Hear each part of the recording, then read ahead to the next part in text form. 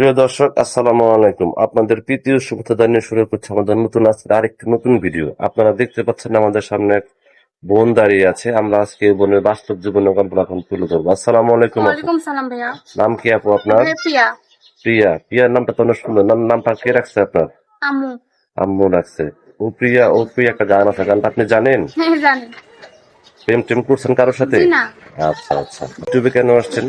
এই তো অসহায় দিকে খাইতে দিতে পারি না, মানে কাজ কাম করতে পারি না, তাই বাবা ফেলাইতে চলে গেছে।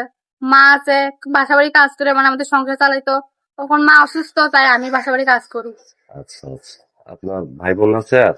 এক ভাই আছে, মাদ্রাসায় পড়ে। আপনি কি বড় বোনের মধ্যে? হ্যাঁ আমি বড়।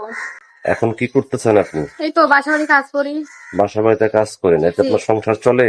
হ্যাঁ কি করবো, এখন না করলেও তো করান লাগবো। আচ্ছা, আপনার বয়স চলো কত? এই তো 18। 18 বছর। বিয়ে শাদী হয়েছে আপনার? জি না, হইলে কি আর প্রতিদিন সামনে আসতাম, স্বামীলেই তো থাকতাম। আচ্ছা আচ্ছা। কিভাবে জানলেন যে প্রতিবেদনে মনের মানুষ পাওয়া যায়? এ মানুষে করে, তাই ভাবলাম আমিও করি।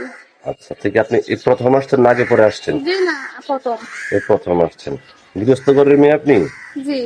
আচ্ছা আচ্ছা। তো ইউটিউব চ্যানেলে আসছেন, দেশ বিদেশ তো অনেক ভিতরে ফোন দেবো, ঠিক মতো কথাবার্তা বলবেন তো? ওকে। বলবো না কেন, ওই প্রতিদিন করছে তো বলবার জন্যই। আচ্ছা আচ্ছা। সে যদি বয়স্ক হয়, দাঁড়িয়ে আল্লাহ হয়, বয়স 70-80 যদি হয়? 80-70 টাকা হয় তাও কোনো সমস্যা নেই, কেউ জামা খাওয়াইতে লাইতে পারে, তাও কোনো সমস্যা নেই। আচ্ছা আচ্ছা।